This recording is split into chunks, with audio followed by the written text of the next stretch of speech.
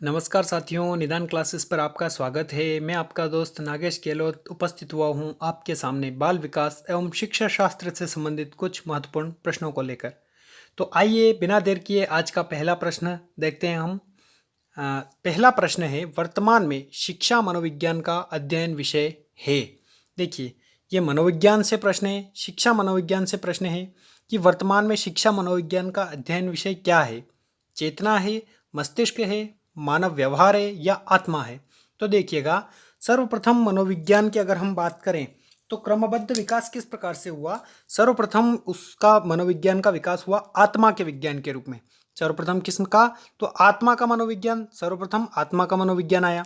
उसके बाद हम बात करते हैं तो आत्मा का मनोविज्ञान के प्रमुख, अगर आपसे पूछ ले कि आत्मा का मनोविज्ञान मानने वाले प्रमुख मनोवैज्ञानिक कौन कौन थे, तो ये मानने वाले थे प्लेटो, अरस्तु, डेकार्टे आदि, मतलब जो यूनानी लोग थे वो मानने वाले थे आत्मा का विज्ञान। मतलब ये कब की बात हो गई, ये आपके मतलब ईसा पूर्व से भी पहले की बात हो गई, जब अरस्तु, प्लेटो, डेकार्टे आदि महत्वपूर्ण दार्शनिक थे। हालांकि दर्शन शास्त्र का ही एक उपविषय माना जाता था मनोविज्ञान, परंतु मनोविज्ञान को आत्मा का विज्ञान मानने वाले कौन कौन थे? प्लेटो, अरस्तु, डेकार्ते आदि यूनानी दार्शनिक थे जो मनोविज्ञान को क्या मानते थे? आत्मा का विज्ञान मानते थे। तो पहली बात तो ये हो गई। अब उसके बाद हम बात करते हैं कि आता है 16वीं शताब्दी का समय। कब आता है? 16वीं शताब्दी का समय आता है। उस समय धीरे धीरे मनोविज्ञान किसका विषय बनना जाने लगा। मतलब पहले तो उसका आत्मा का विज्ञान मानते थे, उसके बाद हम बात करें तो मन या मस्तिष्क का विज्ञान माने जाना लगा। मन या मस्तिष्क का विज्ञान कब माना जाने लगा? 16वीं शताब्दी के बाद। जब 16वीं शताब्दी के बाद एक महत्वपूर्ण मनोवैज्ञानिक आए, कौन? पोम्पोनोजी। पोम्पोनोजी किसका विज्ञान लेकर आए? मन या मस्तिष्क का विज्ञान। तो ये मन या मस्तिष्क का विज्ञान कौन लेकर आए? पोम्पोनोजी लेकर आए। पोम्पोनोजी और उनके सहयोगी थे थॉमस रीड, लॉक और बर्कली। थॉमस रीड, लॉक और बर्कले, ये सभी कौन लेकर आए? मन या मस्तिष्क का विज्ञान। तो सबसे पहले तो हमने पढ़ा आत्मा का विज्ञान, उसके बाद मन या मस्तिष्क का विज्ञान। और मन और मस्तिष्क का विज्ञान कौन लेकर आए? पोम्पोनोजी लेकर आए 16वीं शताब्दी के बाद। तो मन या मस्तिष्क का विज्ञान पोम्पोनोजी हो गए, थॉमस रीड हो गए, बर्कले हो गए, और हमारे एक और महोदय का नाम क्या है उनका? थॉमस रीड, लॉक महोदय। थॉमस रीड और लॉक महोदय, बर्कली, ये और पोम्पोनोजी इसमें मन या मस्तिष्क का विज्ञान में खास थे।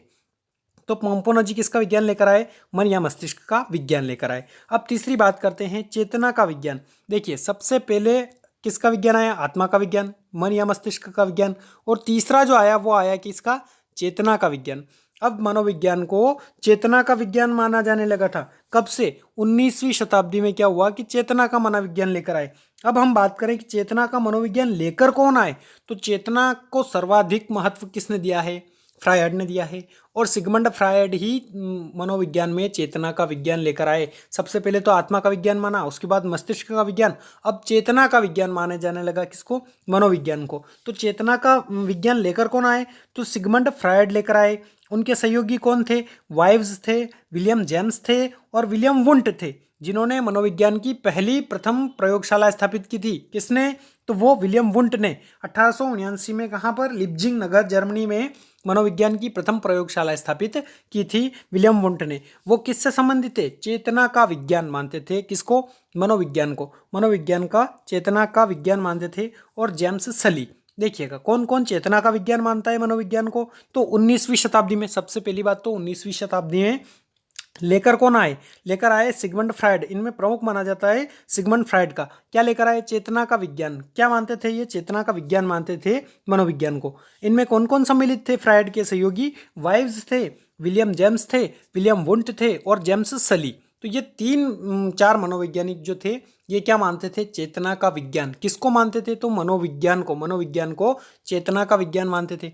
अब आधुनिक जो अध्ययन किया जाता है, यानी कि ये प्रश्न हमारे अब बनेगा, वर्तमान में शिक्षा मनोविज्ञान का अध्ययन विषय क्या है? तो वर्तमान में शिक्षा मनोविज्ञान का अध्ययन कहा जाता है मानव व्यवहार का अध्ययन। तो व्यवहार का अध्ययन जो लेकर आए थे, वो लेकर आए थे मतलब विलियम जेम्स। विलियम जेम्स ने मनोविज्ञान का, व्यवहार के विज्ञान का जनक माना जाता है विलियम जेम्स को। ठीक है, तो अमेरिका में मतलब इन्होंने, विलियम जेम्स ने मनोविज्ञान प्रिंसिपल ऑफ साइकोलॉजी पुस्तक लिखी। कौन सी? 1890 में इन्होंने प्रिंसिपल ऑफ साइकोलॉजी पुस्तक लिखी, जिसके द्वारा ये व्यवहार का अध्ययन, मनोविज्ञान को व्यवहार का अध्ययन माना।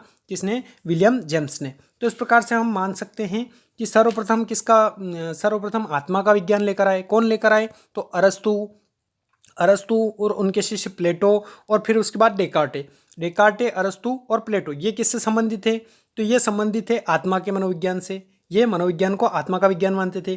दूसरा, मन या मस्तिष्क का विज्ञान। तो कौन लेकर आए? 17वीं शताब्दी में, मतलब 16वीं शताब्दी तक तो आत्मा का विज्ञान रहा, और 16वीं शताब्दी के बाद 17वीं शताब्दी में मन का विज्ञान कहा जाने लगा, साइंस ऑफ माइंड कहा जाने लगा। और ये कौन लेकर आए? पोम्पोनजी लेकर आए, तथा थॉमस रीड इनके सहयोगी थे।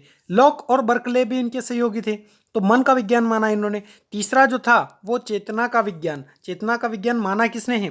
तो 19वीं शताब्दी में चेतना का विज्ञान कौन लेकर आए? वो लेकर आए, हम बात करें फ्रायड की। फ्रायड और उनके सहयोगी थे विलियम जेम्स वाइव्स और विलियम वुंट और जेम्स सली। विलियम वुंट वो थे जिन्होंने 1879 में, कब? 1879 में पहली मनोविज्ञान की प्रयोगशाला स्थापित की थी। तो इस प्रकार से ये महत्वपूर्ण हो जाता है हमारे लिए। और सबसे आखिरी में अगर हम बात करें तो किसका? व्यवहार का विज्ञान लेकर आए। तो व्यवहार का विज्ञान लेकर कौन आए? व्यवहार का विज्ञान कौन मानते थे? तो व्यवहार का विज्ञान विलियम जेम्स मानते थे। और 1890 में इन्होंने अपनी पुस्तक लिखी, कौन सी? Principle of psychology. मतलब प्रिंसिपल ऑफ साइकोलॉजी इन्होंने पुस्तक लिखी, जो 1890 में लिखी। इन्होंने इसको किसका विज्ञान माना है? इन्होंने व्यवहार का विज्ञान माना है। और व्यवहारवादी प्रमुख कौन कौन है? हम सबसे पहले अगर प्रयोग की बात करें तो थॉर्नडाइक ने व्यवहार का पहला सिद्धांत दिया, उसके बाद पावलोव, उसके बाद स्किनर। तो इस प्रकार से विभिन्न मनोवैज्ञानिक हुए बाद में। जो आज अगर हम बात करते हैं तो वो किसका विज्ञान माना जाता है? इसको वर्तमान में शिक्षा मनोविज्ञान को व्यवहार का विज्ञान माना जाता है। तो इस प्रकार से ये हमने पहला प्रश्न हल किया। दूसरा प्रश्न देखते हैं, किस शिक्षाविद ने पाठ योजना के पद सुझाए हैं? देखिएगा साथियों, बहुत महत्वपूर्ण प्रश्न है कि किस शिक्षाविद ने पाठ योजना के पद सर्वप्रथम किसने सुझाए हैं? चारों ऑप्शन नहीं दिख रहे होंगे। J.F. हर्बर्ट, या फिर E. सिम्पसन, या फिर B.S. ब्लूम, या फिर हरलॉक। तो देखिएगा साथियों, अगर हम हरलॉक की बात करें तो हरलॉक इन्होंने अवस्थाएं बताई है। किसकी? तो जो अवस्थाएं होती है अपने किशोरावस्था, जैसे कि बाल्यावस्था, शैशवावस्था, भ्रूणावस्था, इस प्रकार की अवस्थाएं किसने बताई? हरलॉक ने। तो ये विकास से संबंधित है। ब्लूम हम पढ़ते हैं, पिछले वाले वीडियो में भी पढ़े हैं हमने। ब्लूम महोदय ने जो अधिगम के अनुक्षेत्र हैं वो बताए हैं। कौन कौन से? संज्ञानात्मक अनुक्षेत्र, क्रियात्मक अनुक्षेत्र और भावात्मक अनुक्षेत्र। तो ये 3 अनुक्षेत्र किसने? B.S. ब्लूम में बताए हैं। जबकि J.F. हर्बर्ट हमारा सही आंसर हो जाएगा, क्योंकि हर्बर्ट की पंचपदी फेमस है। कितनी? 5 इन्होंने योजना प्रस्तुत की। पाठ योजना के अंतर्गत इन्होंने 5 पद सुझाए हैं। कौन कौन से? तो हम बात करें सबसे पहले प्रस्तावना।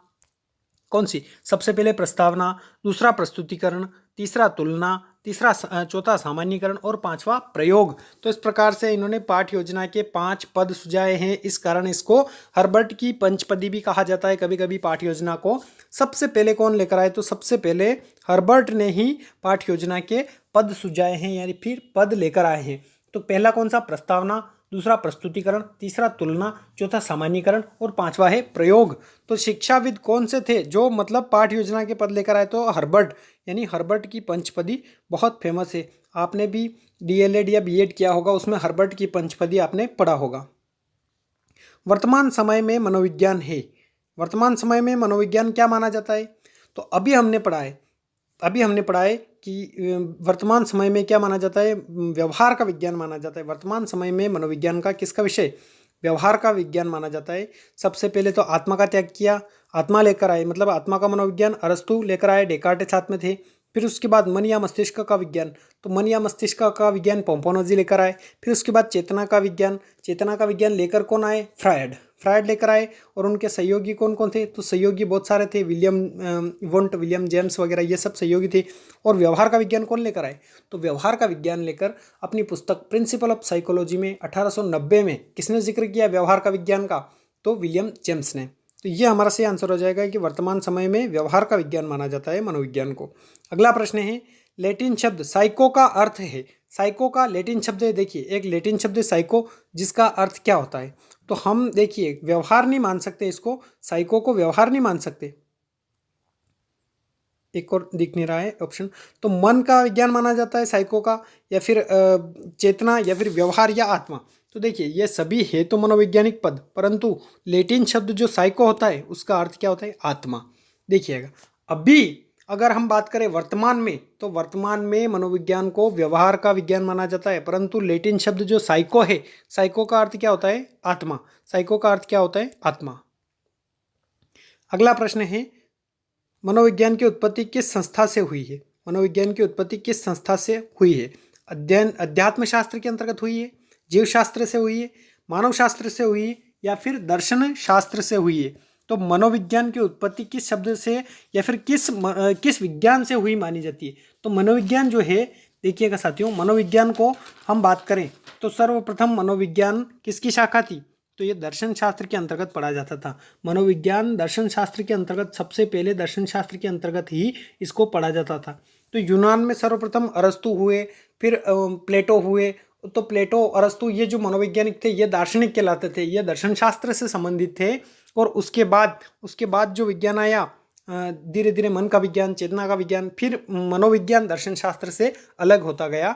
और आधुनिक समय में मनोविज्ञान एक स्वतंत्र विषय है। जबकि किसकी उत्पत्ति, मनोविज्ञान की उत्पत्ति किससे हुई है? तो दर्शन शास्त्र से मानी जाती है।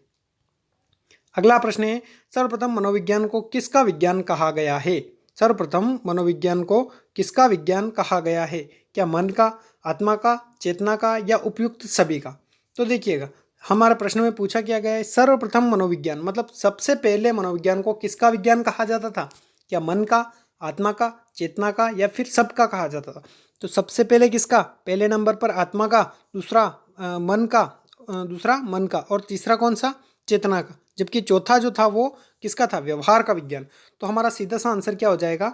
आत्मा का विज्ञान। सर्वप्रथम मनोविज्ञान में ने आत्मा, इसके पश्चात मन, तदुपरांत क्या खोया? ये एक बहुत ही पॉपुलर परिभाषा है जो किसके द्वारा दी गई? वुडवर्थ के द्वारा। वुडवर्थ ने कहा है कि सर्वप्रथम मनोविज्ञान ने अपनी आत्मा का त्याग किया, उसके पश्चात मन का त्याग किया, तदुपरांत उसने खोया चेतना को, और अब वो क्या अपनाता है? अब वो अपनाता है व्यवहार के विज्ञान को। तो इस प्रकार से हम बात करें, किसकी बात करें? वुडवर्थ की। वुडवर्थ ने क्या कहा है? वुडवर्थ ने कहा है कि सर्वप्रथम मनोविज्ञान में ने अपनी आत्मा का त्याग किया, फिर इसने अपने मन का त्याग किया, फिर इसने चेतना को अस्वीकार किया, और अब वह व्यवहार की विधि को स्वीकार करता है।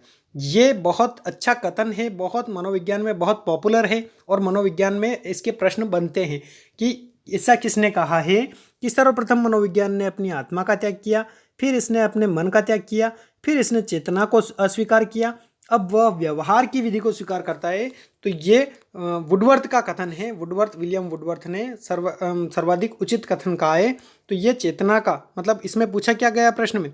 सर्वप्रथम मनोविज्ञान ने आत्मा का त्याग किया, पहले तो आत्मा का त्याग किया, फिर मन का त्याग किया, अब तीसरे नंबर पर किसका किया? चेतना का। और अभी किसको अपनाता है? अभी अपनाता है व्यवहार को। तो देखिएगा साथियों, हमारा आंसर हो जाएगा चेतना का त्याग किया, क्योंकि तीसरे नंबर पर मनोविज्ञान ने किसका त्याग किया? चेतना का। अगला प्रश्न है, गेस्टाल्ट संप्रदाय का जन्म हुआ है। गेस्टाल्ट संप्रदाय का जन्म कब हुआ है? तो गेस्टाल्ट संप्रदाय, देखिए सबसे पहले तो हम बात करते हैं कि मनोविज्ञान के संप्रदाय कौन कौन से हैं। तो मनोविज्ञान की अगर हम बात करें संप्रदायों की, तो सबसे पहले व्यवहारवादी संप्रदाय है, गेस्टाल्टवादी संप्रदाय, संज्ञानवादी संप्रदाय, और मनोविश्लेषणवादी संप्रदाय। बहुत सारे मनोविज्ञान के आजकल संप्रदाय बन गए हैं। तो गेस्टाल्टवादी संप्रदाय जो है, इसका जन्म कब हुआ? तो इसकी अगर हम बात करें तो 1920 में। कब? 1920 में एक कुर्ट कोपका नाम के मनोवैज्ञानिक थे, जो थ्योरी ऑफ गेस्टाल्ट नामक पुस्तक लेकर आए। कौन सी पुस्तक थी? कोपका की थ्योरी ऑफ गेस्टाल्ट, जिसमें सर्वप्रथम उन्होंने गेस्टाल्ट शब्द का प्रयोग किया। गेस्टाल्ट शब्द का प्रयोग 1920 में किसने? कोफका के द्वारा, कुर्ट कोफका के द्वारा अपनी पुस्तक कौन सी? थ्योरी ऑफ गेस्टाल्ट लेकर आए, और उसमें उन्होंने मनोविज्ञान का एक संप्रदाय बताया जो गेस्टाल्ट संप्रदाय के नाम से जाना जाता है। अगले प्रश्न में हम पढ़ेंगे कि क्या कौन कौन से इसके अंतर्गत जो है मनोवैज्ञानिक सम्मिलित किए जाते हैं। तो अगला प्रश्न देखते हैं, गेस्टाल्ट संप्रदाय से संबंधित नहीं है, कौन सा ऐसा है? आपके प्रश्न में दिया गया है, कौन सा ऐसा मनोवैज्ञानिक है जो गेस्टाल्ट संप्रदाय से संबंधित नहीं है, संबंध नहीं रखते हैं? तो कोहलर होगा, वर्दाइमर होगा, वुडवर्थ होगा या फिर कॉफका। यहाँ पर वर्दाइमर लिखा है पर वर्दाइमर सही आंसर है क्या? वर्दाइमर जो होगा वो होगा इसका। आंसर की बात नहीं कर रहा हूँ, वर्दाइमर जो है ये इसका होगा, क्योंकि वर्दाइमर नहीं है। तो गेस्टाल्ट संप्रदाय से संबंध नहीं रखते हैं। अभी क्या हुआ कि पीईबी के जितने भी पेपर थे वो हमने सभी सॉल्व कर लिए हैं। इस कारण आज मुझे पीडीएफ बनाना पड़ा और उसके बाद फिर वीडियो बना रहा हूँ। तो इसकी मेहनत को आप साकार कीजिएगा और वीडियो पूरा देखिएगा, अपने दोस्तों को शेयर कीजिएगा। तो गेस्टाल्ट संप्रदाय से संबंध नहीं रखते हैं, कौन नहीं रखते हैं? कोहलर, वर्दाइमर, वुडवर्थ या फिर कोपका। तो गेस्टाल्ट संप्रदाय से संबंधित देखिए कौन कौन, पहले तो हमें ये जानना है कि कौन कौन गेस्टाल्ट संप्रदाय से संबंध रखते हैं। तो कोहलर तो है, इन्होंने सूझ या अंतर्दृष्टि का सिद्धांत प्रतिपादित किया और ये गेस्टाल्टवादी हैं। अगला है वर्दाइमर, तो वर्दाइमर भी हैं जो कोहलर के सहयोगी थे। और कोफका भी गेस्टाल्टवाद से संबंधित है। हमने अभी प्रश्न में जाना है कि 1920 में कौन सी पुस्तक लेकर आए? 1920 में ये पुस्तक लेकर आए थ्योरी ऑफ गेस्टाल्ट। तो कोफका थ्योरी ऑफ गेस्टाल्ट लेकर आए। कोहलर ने सूझ या अंतर्दृष्टि का सिद्धांत दिया। वर्दाइमर कोहलर के सहयोगी थे। इन्होंने कैनरी द्वीप पर प्रयोग किया था और किसके ऊपर किया था? सुल्तान नामक चिंपैंजी के ऊपर किया था। तो ये सभी गेस्टाल्टवादी हैं, परंतु वुडवर्थ नहीं हैं। वुडवर्थ क्या है? वुडवर्थ को हम व्यवहारवादी मान सकते हैं, परंतु गेस्टाल्टवादी नहीं माना जाता इनको। तो गेस्टाल्ट संप्रदाय 1920 में लेकर आए। कौन लेकर आए? कुर्ट कोफका लेकर आए। कोफका ने अपनी पुस्तक थ्योरी ऑफ गेस्टाल्ट के अंतर्गत गेस्टाल्ट शब्द का जिक्र किया है। अब गेस्टाल्ट शब्द का अर्थ क्या होता है ये हम जानेंगे अगले प्रश्न में। अगला प्रश्न क्या है? हालांकि 10वां प्रश्न, अगला प्रश्न अलग है। पर्यावरण सिद्धांत के प्रणेता कौन है? तो मनोविज्ञान में जो पर्यावरण सिद्धांत या फिर पदानुक्रम का आवश्यकता का सिद्धांत जो दिया है वो दिया है पर्यावरण सिद्धांत रोजर्स के द्वारा, कार्ल रोजर्स के द्वारा। वाटसन की बात करें तो वाटसन ने कौन सा व्यवहारवादी है? इन्होंने अपने पुत्र वाटसन ने अपनी पत्नी रेनर और अपने पुत्र अल्बर्ट पर प्रयोग किया। हालांकि इनकी पत्नी रेनर इनके साथ थी। रेनर ने और वाटसन ने दोनों ने अपने पुत्र अल्बर्ट पर प्रयोग किया और उन्होंने खरगोश दिखाया। तो इस प्रकार से हम बात कर सकते हैं वाटसन जो है ये व्यवहारवादी है, रोजर्स है पर्यावरण सिद्धांत के प्रणेता। और अगर हम बात करें फ्रायड की, तो फ्रायड चेतना का मनोविज्ञान लेकर आए थे, ये मनोविश्लेषणवादी है। सबसे पहले प्रश्नावली का निर्माण किया वुडवर्थ ने, स्किनर ने, मन ने या हॉल ने? तो देखिएगा प्रश्नावली विधि का सर्वप्रथम प्रयोग तो देखिए हम अगर देखें तो अरस्तु के द्वारा किया गया। सर्वप्रथम अरस्तु जो थे उन्होंने दर्शन शास्त्री थे अरस्तु, उन्होंने सर्वप्रथम प्रश्नावली विधि का प्रयोग किया। परंतु सर्वप्रथम प्रश्नावली का निर्माण अगर पूछे तो उसका निर्माण किया वुडवर्थ के द्वारा। वुडवर्थ ने सर्वप्रथम प्रश्नावली का निर्माण किया। तो प्रश्नावली विधि का आधुनिक निर्माता भी इन्हीं को माना जाता है, वुडवर्थ को। और प्रश्नावली का निर्माण किसने किया? तो वुडवर्थ ने किया। स्किनर ने क्रिया प्रसूत अनुबंधन का सिद्धांत दिया और मन ने कोई सिद्धांत नहीं दिया, जबकि स्टैनली हॉल किशोर मनोविज्ञान के जनक माने जाते हैं। स्टैनली हॉल एडोलसेंस नामक इन्होंने पुस्तक लिखी है। ऐसे खेल जिनमें बालक स्वयं कुछ बनता है वह है। ऐसे खेल जिनमें बालक कुछ स्वयं कुछ बनाता है। क्या बनाता है? मतलब बालक कुछ भी बनाता है तो वह क्या कहा जाता है? रचनात्मक खेल कहा जाएगा, काल्पनिक खेल कहा जाएगा, स्वतंत्रता खेल कहा जाएगा या फिर कोई नहीं। तो देखिए बालक स्वयं कुछ बनाता है तो वो रचनात्मक खेल के अंतर्गत आता है। मतलब कुछ रचना कर रहा है, बालक बना रहा है, तो वो क्रिएटिव गेम्स के अंतर्गत आएगा, यानी रचनात्मक खेल कहा जाएगा। तो बालक कुछ बनाता है तो वो रचनात्मक खेल कहा जाएगा। प्रश्न नंबर 13 है, सामाजिक की जांच हेतु सर्वश्रेष्ठ विधि है। सामाजिकता की जांच हेतु सर्वश्रेष्ठ विधि कौन सी मानी जाती है? क्या प्रश्नावली विधि मानी जाती है, समाज मिति या फिर बुद्धि परीक्षण या फिर साक्षात्कार? तो देखिएगा इसका सीधा सा आंसर समाज मिति विधि हो जाएगा, क्योंकि अगर हमें सामाजिकता की जांच करनी है, बच्चे में सामाजिकता के गुणों की जांच करनी है, तो समाज मिति विधि हमारी सही से आंसर हो जाएगी। प्रश्नावली के द्वारा हम उसका व्यक्तित्व जान सकते हैं। बुद्धि परीक्षण करना होगा तो हमें बहुत सारी अलग टेक्निक अपनानी होगी। साक्षात्कार विधि भी एक व्यक्तिनिष्ठ विधि है, परंतु साक्षात्कार से हम उसके सामाजिक परिप्रेक्ष्य की जांच नहीं कर सकते। अगर हमें उसके सामाजिक परिप्रेक्ष्य यानी समाज के प्रति व्यवहार के बारे में जांच करना है किसी बच्चे के या फिर किसी व्यक्ति के, तो कौन सी विधि उपयुक्त होगी? समाज मिति विधि उपयुक्त होगी। गेस्टाल्ट का अर्थ है, अगला प्रश्न पूछा गया आपसे गेस्टाल्ट का अर्थ। तो देखिए अभी हमने जाना है कि कौन कौन गेस्टाल्टवादी संप्रदाय से संबंधित है। गेस्टाल्टवाद लेकर कौन आए, तो गेस्टाल्टवाद लेकर आए कोफका। कुर्ट कोफका की पुस्तक 1920 में प्रकाशित हुई। कौन सी? 1920 में थ्योरी ऑफ गेस्टाल्ट प्रकाशित हुई और उसी से गेस्टाल्ट वाद का जन्म माना जाता है। तो गेस्टाल्ट का अर्थ क्या होता है? व्यवहार के रूप में, मशीनों के रूप में, समग्र के रूप में या फिर परिवर्तन के रूप में। तो गेस्टाल्ट का अर्थ सीधा सा हो जाएगा समग्र, संपूर्णता या फिर पूर्णता।